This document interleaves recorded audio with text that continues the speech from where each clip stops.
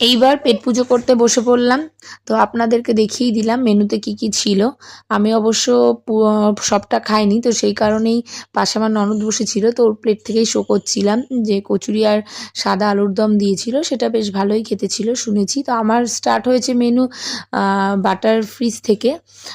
তো আমি অ্যাকচুয়ালি সব খাই না, তো সেই কারণেই তো বাটার ফিশটা আমার খুব ভালো লেগেছিলো। সেটা খেতে না খেতেই সাদা রাইস চলে এসছে আর সাথে মাছের আইটেম চলে এসছে। তখনও আমার তো বাটার ফিশটাই চলছিল খাওয়া।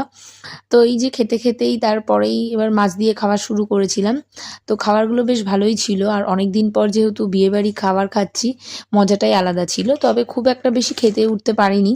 তো খেতে খেতেই আবার চলে এসছে বাসন্তী পোলাও। তো আমি তো নিইনি, আমার ননদের প্লেটে ছিল, সেখান থেকে একটু করে ভিডিও করে নিয়েছিলাম।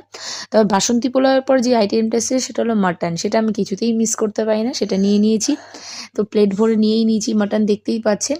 তবে বিয়েবাড়ি হোক বা যে কোনো অনুষ্ঠানে হোক, মাটনের পরে আমি আর কোনো রকম আইটেম খাই না, ডাইরেক্ট পাঁপড় ছাড়া। তো সেই কারণেই পাঁপড় নিয়ে নিয়েছিলাম। আর যা যা আইটেম ছিল সবই আমার ননদের পাতে ছিল, তো সেখান থেকেই ভিডিও করে আপনাদেরকে দেখালাম। তো খাবারটা কার কিরকম লাগলো অবশ্যই জানাবেন। বাই।